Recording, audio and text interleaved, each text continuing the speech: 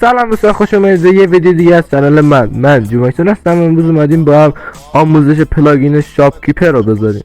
خب اگر از این ویدیو خوشتون میاد و از این نوع سبک آموزش راضی هستین، حتما ویدیو منو لایک کنید، کانال منو به دوستانتون معرفی کنید و صبرتون نره. خب بذار معطلی بریم که شروع کنیم. اولین کاری که باید بکنیم وارد آترنوس میشیم و بخش پایین یعنی پلاگین میریم و پلاگین شاپکیپر رو دانلود میکنیم. حالا ما میزنیم روی پلاگین و اون بالا بخش سرچ بنویسیم شاپ کی برای اینکه راحت تر باشه. حالا شاپکیپر خودش بالا میاد دیگه. پلاگین اول دوم فرقی نداره کدومشو بریزیم. حالا ما پلاگین اول رو میریزیم. خب وقتی داخلش بالاترین ورژنش رو میریزیم که به ورژن اون بخوره. شما یک بیستیم. حالا سرور ران میکنیم، وارد سرور میشیم و یه جایی رو انتخاب میکنیم واسه شاپکیپری که میخوایم اد بدیم. مثلا اینجا خوبه وقتی که اینا رو ماین میکنن اینجا بزنید شاپکیپر باشه. اگر چه ویدیوی این ماینا رو ندیدین حتما برید.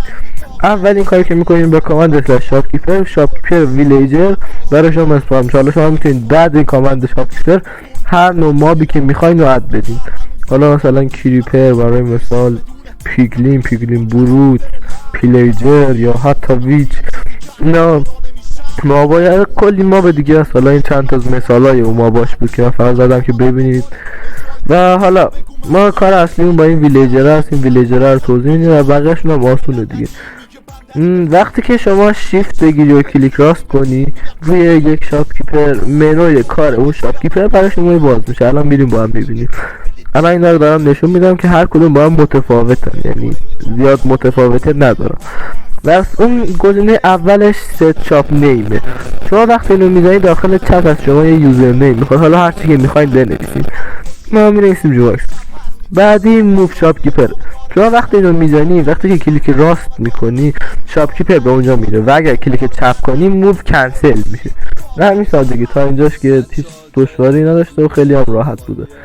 بعدی تاگل تو بیبیه. تاگل تو بیبی یعنی چی؟ حالا یعنی اگر که اون مابی که شما اد دادین ماب بچه داشته باشه، مثلا کریپر الان کریپر بچه نداریم این گزینه براش نیست، ولی یه چیزای این ویلیجر یا کمل یا کو اینا بیبی دارن.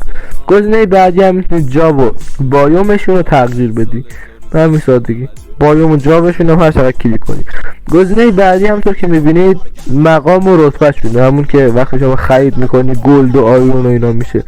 نه میشه. گزینه بعدی هم که دیلیت، اگر اونو بزنید روی سبز بزنید همون کانفرم دیلیت میشه. روی اینا تست میکنید و اگر هم که اونو بزنید برمیگردید به منوی اصلی. چیزای کمی برد. خب حالا ما میخوایم تریدش رو ست کنیم. برای مثال وقتی میخوایم اینا رو جمع میکنن بیان داخل این شاپکیپر سرچ بدن و در ازاش امرالد بگیرن.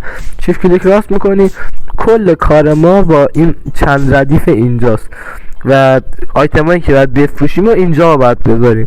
حالا الان بهتون توضیح میدم که یعنی چی.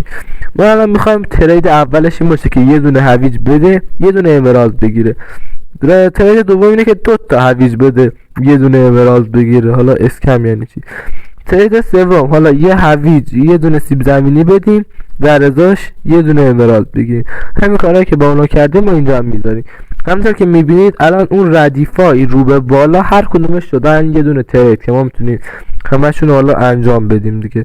همونطور که میبینید به همین سادگی. حالا چند تا مثال دیگه هم براتون میزنم و اگر هم که پر باشه شما میتونید برید پیج 2 که الان میریم با هم میبینید. همونطور که میبینید الان شما کامل میتونید تریدای این شاپکیپر هر آیتمی هم که بخواید میتونید داخلش قرار بدید. این موضوع خیلی چیز خوبیه.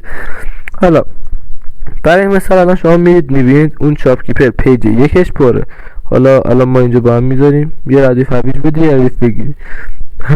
بی نهایت ترید اینفینیتی.